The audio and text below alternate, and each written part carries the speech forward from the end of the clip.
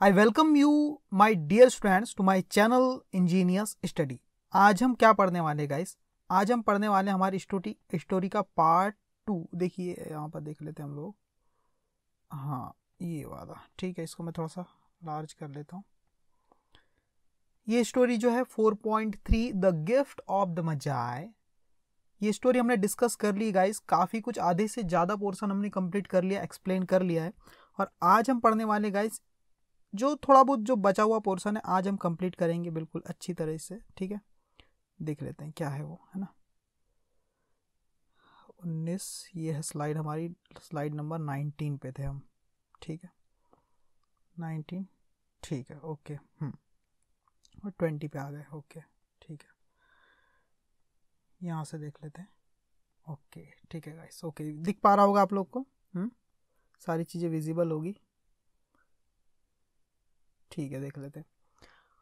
अब देखो सीन क्या था, पिछली स्टोरी में आपने पढ़ा होगा। अब यहाँ से मैं एक्सप्लेन करता हूँ, इसके पहले का मैंने एक्सप्लेन कर दिया। ठीक है, जिम वहाँ से आता है अपने ऑफिस से, ठीक है। और डेला सोचती कि वो डेला बाल कटाई हुई रहती है ना, बालों को कर्ल कर लेती है। और जिम थोड़ा सा अजीब सा एक्सप्रेशन देता है, बिल्कुल शांत रहता है। वो देख के बिल्कुल मतलब दंग रह जाता है कि डेला ने क्या करा लिया, अपने बाल क्यों कटा लिए करके। ठीक है, ये सारी चीज़ें होती है। और डेला उसको मनाने की कोशिश करती है कि मैंने आपके लिए ये बाल कटाए हैं, ये वो करके। ठीक है, सारी चीज़ें तो आज हम यहाँ से डिस्कस करते हैं। ठीक है, आउट ऑफ हिज ट्रांस, हिस मतलब किसके? जिम के। ट्रांस मतलब अनकॉन्शियसनेस, मतलब जो अनकॉन्शियस हो जाता है जिम थोड़ी देर के लिए, जो सदमा उसको लगता है ना, उस ट्रांस से बाहर आकर के, out of his trans, gym seemed, gym ऐसा लगता है क्विकली टू वेक, ऐसा लगता है अचानक से अब जाग गया है ना। फॉर 10 सेकेंड, 10 सेकेंड के लिए, लेट अस रिगार्ड, हमें ऑब्जर्व करना चाहिए विद डिस्क्रीट स्क्रूटनी, बड़े केयरफुल तरीके से, है ना, some inconsequential object in the other direction. ये स्टोरी के कुछ अलग पहलू, ऑब्जेक्ट मतलब अलग पहलू को अलग डायरेक्शन से हमें क्या करना चाहिए, थोड़ा सा ऑब्जर्व करने की कोशिश करना चाहिए। ठीक है, देखो क्या है, $8 अ वीक और $millions अ ईयर। अगर कोई $8 पर वीक का खर्च करे या मिलियंस खर्च करे पूरे साल भर में, व्हाट इज अ डिफरेंस? क्या मत, इसके में कोई ज्यादा बड़ा डिफरेंस नहीं है इसमें। क्यों? देखो, अ मैथमेटिशियन और अ विट, कोई मैथमेटिशियंस हो, कोई विट हो, मतलब कोई इंटेलेक्ट हो, कोई बुद्धिमानी व्यक्ति हो, would give you the wrong answer, वो आपको गलत आंसर दे सकते हैं। The magi brought valuable gift, लेकिन जो मैजी लोग होते थे ना, वो वैल्यूएबल गिफ्ट लाते थे, बहुत ही कीमती गिफ्ट लाते थे। किसके लिए? ईसा मसीह के लिए, क्रिसमस के दिन, है ना। But that was not among them, लेकिन वो जो, but that was not among them, them का मतलब होता है गिफ्ट्स, है ना। लेकिन ये कोई चीज उनके बीच में नहीं थी। ठीक है, समझ रहे हो? देखो, the magi brought valuable gifts but that was not among them, लेकिन ये गिफ्ट उनके बीच में नहीं थे। किसके? डेला और जिम के बीच में ऐसा कोई गिफ्ट नहीं था। दिस डार्क असर्शन यानी shocking behaviour will be illuminated, मतलब क्लियर्ड लेटर ऑन।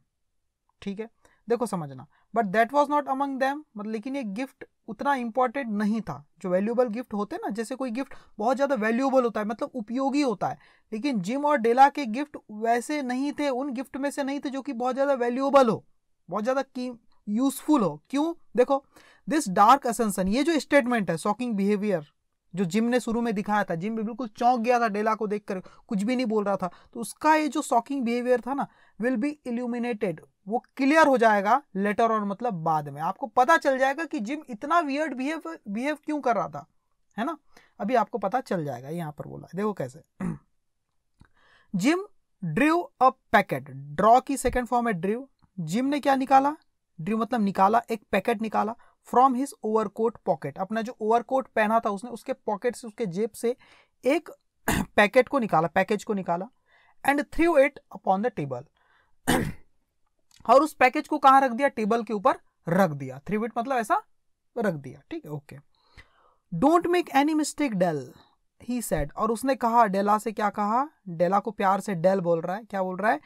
मुझे गलत समझने की कोशिश मत करना डेला, अबाउट मी, मेरे लिए तो, आई डोंट थिंक, मैं कभी सोच ही नहीं सकता, there is anything in the way of a haircut, कि मेरे ऐसी रास्ते में ऐसी कोई चीज नहीं हो सकती जैसे हेयर कट हो या फिर शेव हो या फिर shampoo, that could make me like my girl any less, जिससे मैं अपनी गर्ल को, अपनी गर्ल मतलब अपनी डेला को क्या करूं, कम समझूं।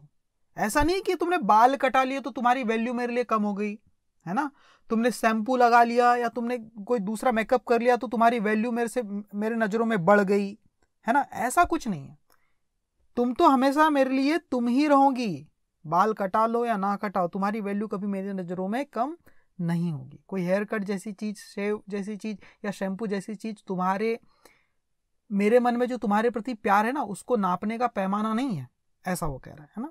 But if you will unwrap, लेकिन अगर तुम अनरैप करोगी ना, खोलोगी ना दैट पैकेज, इस पैकेज को जो मैंने लेकर के आया आपके लिए, इस पैकेट को खोलोगी ना, यू मे सी, तो तुम शायद देखोगी, तुम्हें पता चल, यू मे सी का मतलब तुम्हें पता चल जाएगा शायद कि why you had me going a while at first, कि why you had me going का मतलब तुमने क्यों मुझे अपसेट कर दिया था, अ वाइल थोड़ी देर के लिए, एट फर्स्ट मतलब शुरुआत में, कि शुरुआत में तुमने मुझे इतना ज्यादा शॉक या अपसेट कर दिया था, नर्वस कर दिया था, तुम्हारी इस रूप को देखकर मैं इतना जो नर्वस हो गया था ना, वो क्यों हो गया था, वो शायद तुम्हें पता चलेगा कब, इस पैकेट को आप अनरैप तो करो, खोलो तो सही एक बार, तब पता चलेगा। अब आप सोचेंगे सर हैड मी गोइंग का क्या मतलब है ना, हैड मी गोइंग का मतलब होता है टू अपसेट समवन। देखो आगे समझते इस लाइन को, देखो टू हैव समवन गोइंग का मतलब क्या होता है, टू हैव समवन गोइंग का मतलब होता है टू अराउज एक्साइट, किसी की भावनाओं को भड़काना, है ना, किसी की इमोशंस को बिल्कुल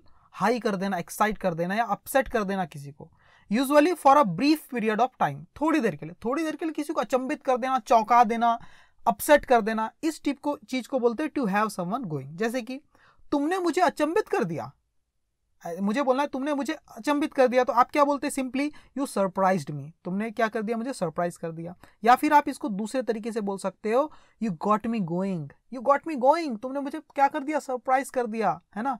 यू हैड मी गोइंग मतलब तूने मुझे एक्साइट कर दिया, एक्साइटमेंट में ला दिया, सरप्राइज कर दिया, या फिर मुझे अपसेट कर दिया, मतलब इमोशंस को मेरे बहुत ज्यादा अराउज कर दिया, बढ़ा दिया, है ना, मेरी फीलिंग्स को बिल्कुल, है ना, तब ऐसा बोलते हैं गेट मी गोइंग या हैड मी गोइंग, ये पास्ट है ना, ठीक है। समझ गए इसका मीनिंग, ये चीज है। आगे व्हाइट फिंगर्स एंड नंबर, अब देखो पैकेट सामने पड़ा हुआ है, जिम बोल रहा है इस पैकेट को खोलो तब तुम्हें पता चलेगा, इस पैकेट को खोलो तब तुम्हें पता चलेगा कि मैं तुम्हें देखकर इतना ज्यादा मतलब अनकॉन्शियस टाइप का क्यों हो गया था, बेहोश टाइप का क्यों हो गया था, है ना, तब तुम्हें पता चलेगा मेरा अजीब सा व्यवहार क्यों हो गया था, मैं सन्न क्यों, साइलेंट क्यों रह गया था, ये पता चलेगा। व्हाइट फिंगर्स, अब देखो क्या हो रहा है, व्हाइट फिंगर, जिम की जो डेला की जो फिंगर्स है व्हाइट है बिल्कुल, है ना, मतलब कोमल सी, नाजुक सी है, अपनी व्हाइट फिंगर से, एंड निम्बल मतलब तेजी से, tore at the string and paper, उस धागे को खोलती है, उस रैपर के और पेपर को वो टोर करती मतलब फाड़ती है, टीयर की सेकंड फॉर्म है टोर, एंड देन और तब an ecstatic scream of joy, और बिल्कुल जोश के साथ, एक्सटैटिक मतलब बिल्कुल जोर की या जोर के साथ, पूरे ताकत के साथ, स्क्रीम ऑफ जॉय मतलब स्क्रीम मतलब चीख, ऑफ जॉय मतलब खुशियों की एक चीख, पूरे जोर से वो निकलती उसके मुंह से, मतलब खुशी के मारे वो चीखने लगती, अरे इतनी एक्सपेंसिव चीज, इतनी अच्छी चीज तुमने मेरे लिए लाए करके, अभी पता चलेगा वो क्या लाता है जिम उसके लिए, है ना, वो चीख पड़ती है ना, खुशी के मारे चीखने लगती, एंड देन और उसके बाद अलास, हे भगवान बोलती है, a quick feminine change to historical tears. Quick feminine का मतलब होता है अचानक आए गए जो स्त्री के चेहरे पर जो इमोशंस होते हैं, जो फीलिंग्स होती है, वो क्या हो जाते हैं, चेंज हो जाते हैं, बदल जाते हैं, टू हिस्टोरिकल मतलब इमोशनल हो जाते हैं, उसके जो खुशी के, जॉय के इस जो इमोशंस थे, जो फीलिंग्स थी, वो किस में बदल जाती है, टीयर्स में बदल जाती है, अब वो इमोशनल हो जाती है बेचारी। एंड वेल्स, वेल्स का मतलब होता है विलाप करने लगती है, लाउड क्राई, जोर से रोने लगती है गाइस, है ना, पहले तो चीखती है खुशी के मारे और बाद में जोर जोर से रोने लगती है, ठीक है।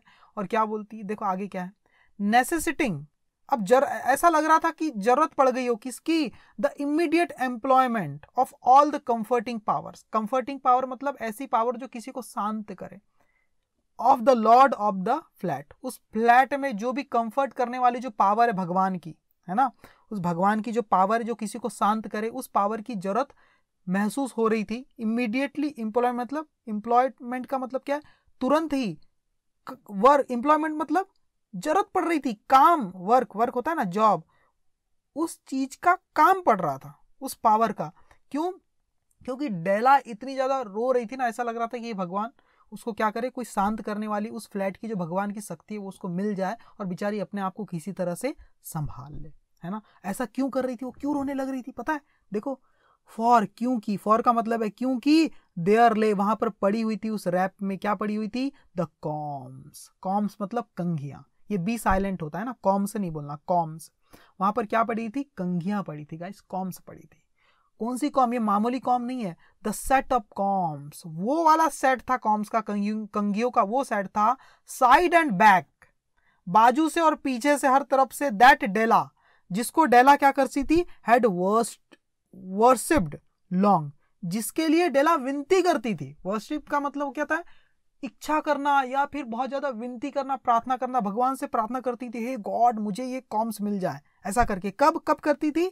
इन अ ब्रॉडवे विंडो, जो ब्रॉडवे विंडो मतलब स्टोर विंडो, कोई दुकान थी एक बड़ी सी, उसकी विंडो जहां पर वो कांच के लगे रहते, ग्लास लगे रहते, उसके पीछे कॉम्स का सेट लगा हुआ था, तो उनको देखकर ये क्या करती थी, बिल्कुल भगवान से उम्मीद करती थी कि काश ये मेरी होती कॉम, है ना। ब्यूटीफुल कॉम्स, बहुत ही सुंदर कॉम्स थी, प्योर टॉर्टाइस सेल, जो टॉर्टाइस होते, जो कछवा होते, उसकी सेल से बनाई गई थी, है ना। विद जेवल्ड रिम्स, और उसकी जो हैंडल थे उस कॉम्स के, जिसको पकड़ते हैं मुट्ठियां, है ना, वो क्या थी, जेवल्ड रिम्स। रिम्स कहती थी उसकी जेवल्ड सी, मतलब उसमें भी बड़ी डिजाइन थी, वहां पर सजी हुई थी बिल्कुल रिम, है ना। Just the shade of wear in the beautiful vanished hair. समझ में आया? वैनिस्ड का मतलब होता है लॉस्ट, खोए हुए, हेयर मतलब बाल। Just the shade to wear in the beautiful vanished hair. समझते हैं इस चीज का मतलब, है ना। शेड का मतलब क्या होता है, परछाई होता है ना। Just the shade of wear, ये उसके अंदर एक उम्मीद आ गई थी ना थोड़ी देर के लिए कि वो क्या करे। वेयर का मतलब होता है पहनना या यूज करना, वो क्या करे, यूज करे उन कॉम्स को, ऐसे उसके अंदर इच्छा आ गई थी, है ना, थोड़ी देर के लिए। In the beautiful vanished hair, उस अपने ब्यूटीफुल खोए हुए बालों के ऊपर। सही है, इतनी प्यारी उसके अंदर ऐसी इच्छा जागने लगी। देवर एक्सपेंसिव कॉम्स, और वो जो कॉम्स थी कैसी थी, बहुत एक्सपेंसिव थी, बहुत महंगी थी गाइस, है ना, कीमती थी। शी न्यू, वो जानती थी, है ना, and her heart had simply craved and yearned over them without the least hope of possession. देखो, वो जानती थी वो बहुत एक्सपेंसिव है कॉम्स, ये बात वो जानती थी, और उसका जो दिल था ना, सिंपली क्रेव्ड, वो मर मिटा था, एंड यांड, और इच्छा करता था, ओवर देम, है ना, उस, देखो क्रेव्ड एंड यांड का मतलब होता है मर मिट जाना, किसी चीज के लिए पागल हो जाना, बिल्कुल उसको पाने के लिए इतना ज्यादा पसंद करना किसी चीज को, है ना। वो बिल्कुल मर मिटी थी उन कंघियों के ऊपर, उसकी सुंदरता के ऊपर, जब वो देखती थी ना स्टोर विंडो पे, दुकान में, है ना। Without the least hope of possession, उसके अंदर बिल्कुल लीस्ट मतलब ना के बराबर उम्मीद थी, ऑफ पोजेशन मतलब उसे पाने की, उसका मालिक बनने की, उस कंघियों को पाने की, उसके अंदर क्या थी, बहुत ही लीस्ट उम्मीद थी, बहुत ही कम उम्मीद थी कि ये इतनी महंगी कंघियां कभी मेरी हो पाएगी, है ना। ऐसा वो सोच करके देखा करती थी। एंड नाउ, और अब, देवर हर्स, और वो उनकी थी। दे मतलब क्या, कॉम्स, वर थी किसकी, हर्स मतलब उसकी। आज वो कॉम किसकी थी, डेला की हो चुकी थी। बट लेकिन क्या करें, द ट्रेसेस, लेकिन वो बाल, that should have adorned the coveted adornment, लेकिन वो बाल जो इस कंघी की सुंदरता को और बढ़ाने वाले थे, इन कॉम्स की, है ना, इन कॉम्स की सुंदरता को और ज्यादा बढ़ाने वाले थे। कोवेटेड मतलब डिजायर्ड, है ना, डिजायर्ड, अडॉर्नमेंट मतलब होता है कॉम्स। डिजायर्ड मतलब जिसकी हमें बहुत ज्यादा इच्छा होती है ना, जिसको पाने की हम बहुत ज्यादा उम्मीद करते हैं, उसको बोलते हैं डिजायर्ड। इस प्यारी सी, है ना, चहीती, डिजायर्ड मतलब चहीती, पसंदीदा, पसंदीदा बोलना चाहिए ना, पसंदीदा।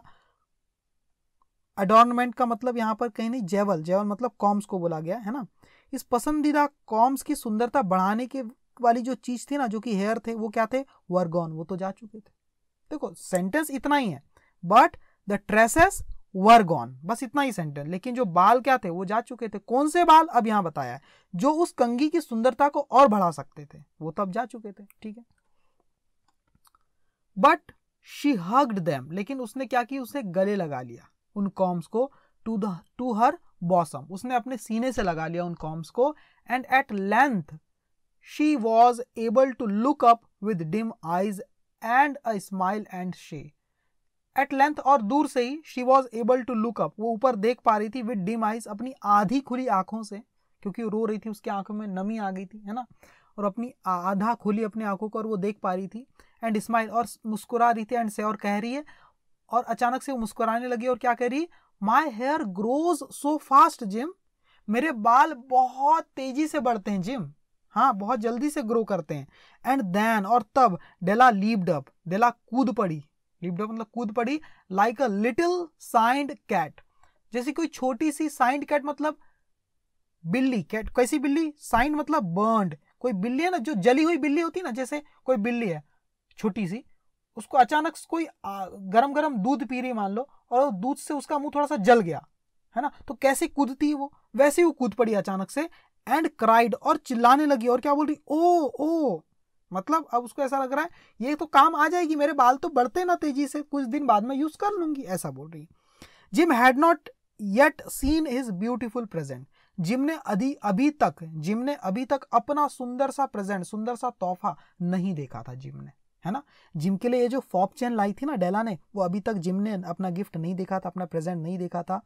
She held it out to him eagerly upon her open palm, उसने हेल्ड इट आउट मतलब निकाल के रखा हुआ था, हेल्ड इट आउट मतलब पकड़ के रखा हुआ था, to him, she held it out to him, उसने उसके लिए पकड़ के रखा था, अपने इस किसको, अपने उसके प्रेजेंट को, जिम का जो फॉप चेन थी ना, उन फॉप चेन को डेला ने पकड़ के रखा हुआ था, किसके लिए, जिम को देने के लिए, ईगरली बड़े उत्सुकता के साथ, कहां पर रखा था, अपॉन हर ओपन पाम, अपनी खुली हथेलियों के ऊपर।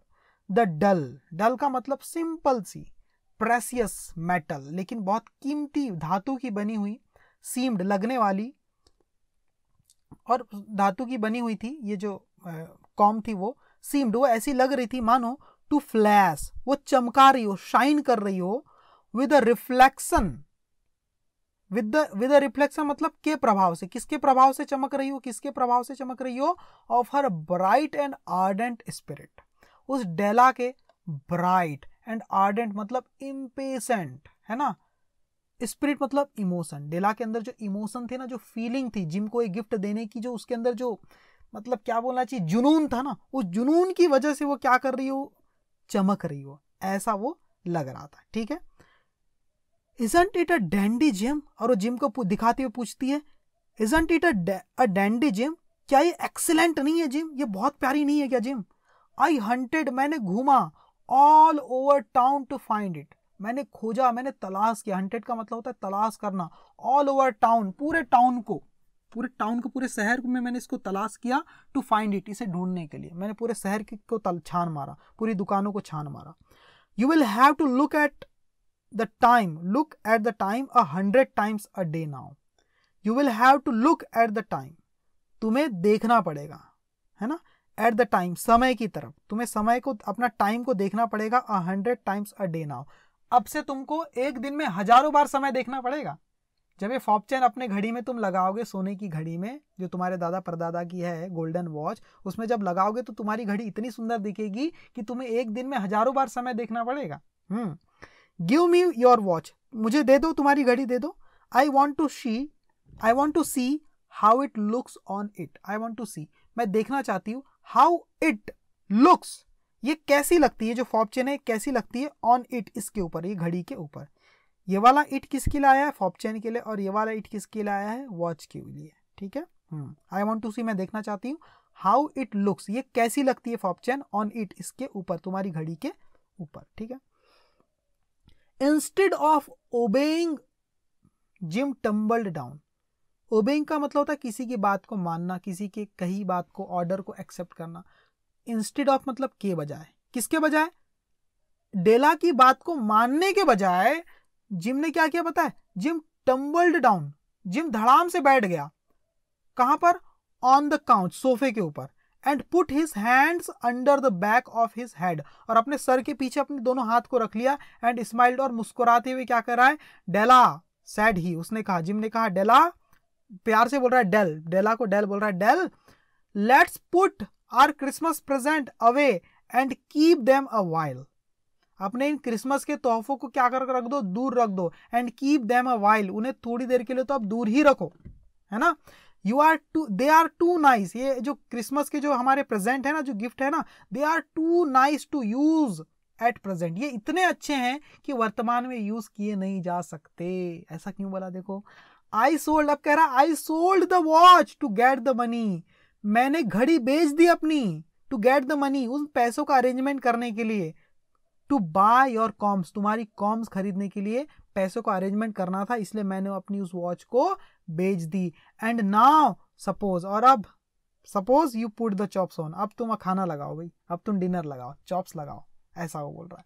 तो ये स्टोरी यहाँ पर खत्म होती है। ठीक है, आगे क्या है देखो, यहाँ बोला है द मैजाय क्या है, as you know were wise men, ये क्या थे, बहुत ही बुद्धिमान लोग थे, वंडरफुली वाइज मैन, बहुत ही ज्यादा बुद्धिमान लोग हुआ करते थे magi, who brought gifts to the babe in the manger, जो कि गिफ्ट लाते थे, किसके लिए, बेब के लिए, बेब मतलब बेबी जीसस, जब जीसस छोटे थे तभी से उनके लिए गिफ्ट लाते थे, इन द मैंजर मतलब बड़े से बॉक्स में, है ना।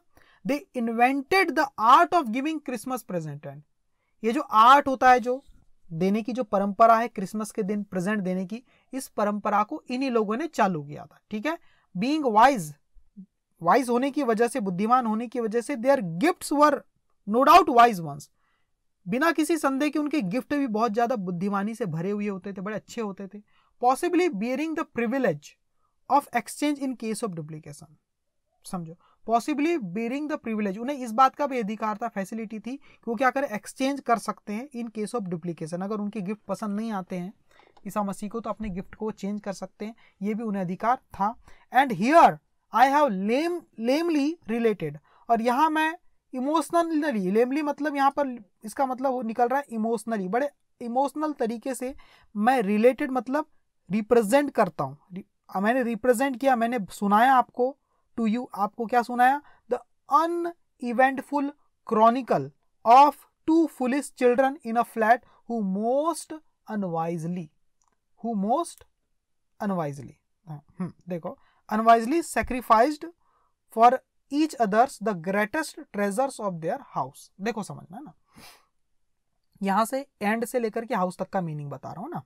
And here I have lamely related, और यहां मैं बड़े इमोशनल तरीके से मैं रिप्रेजेंट कर रहा हूं आपके सामने, ये राइटर लिखते हैं O Henry, the uneventful chronicle का मतलब क्या होता है, इमोशनल इंसिडेंट, जो इमोशन से भरा हो, इमोशनल इंसिडेंट है ना, भावनाओं से भरा हुआ हो, है ना, किसका, of two foolish children, foolish का मतलब है इनोसेंट, एकदम इनोसेंट, मतलब जिनके मन में थोड़ा सा भी छल कपट ना हो, बिल्कुल बच्चों जैसे प्यारे से भोले भाले, है ना, भोले भाले बच्चों की कहानी आपके सामने रख रहा, मैंने आपको सुनाई, इन अ फ्लैट, जो कि एक फ्लैट में रहते थे, हु मोस्ट अनवाइजली सैक्रिफाइस, जिन्होंने बिना सोचे समझे सैक्रिफाइस कर दिया, मतलब त्याग दिया, फॉर ईच अदर, एक दूसरे के लिए, क्या त्याग कर दिया, कौन सी चीजों का त्याग कर दिया, छोड़ दिया, कौन सी चीजों को, the greatest treasures of their house, अपने घर के जो सबसे महान जो तोहफे थे, जो सबसे खजाने थे अपने उस घर के, उन दोनों खजानों को एक दूसरे के लिए उन्होंने क्या कर दिया, त्याग कर दिया। डेला ने अपने बालों का त्याग कर दिया और जिम ने अपनी घड़ी बेच दी, दोनों ने अपनी बहुमूल्य चीजों को बेच दिया, सिर्फ इसीलिए कि क्रिसमस के दिन वो दोनों एक दूसरे को गिफ्ट दे सके।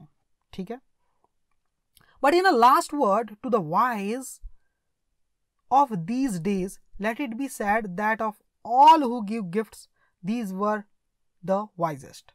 वो सारे लोग जो आजकल गिफ्ट देते हैं एक दूसरे को, उन सब में से ये जो गिफ्ट थे सबसे ज्यादा वाइजेस्ट थे, है ना, सबसे ज्यादा प्यारे थे।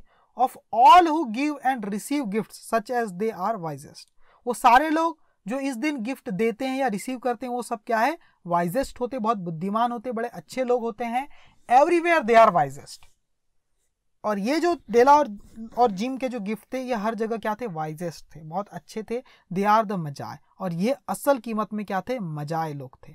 डेला और जिम क्या है, मजाए लोग जैसे ही थे, जिस तरह से मजाए लोग पूरी श्रद्धा के साथ बेबी जीसस के लिए गिफ्ट लेकर के आते थे, वैसे ही इन्होंने पूरी श्रद्धा के साथ बड़े प्यार से एक दूसरे के लिए गिफ्ट लेकर के आए थे, ऐसा ओ हेनरी हमें कह रहे हैं।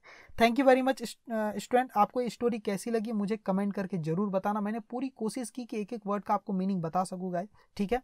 अगर कुछ अच्छा लगा हो तो कमेंट करके जरूर बताइएगा। Thank you very much my dear student.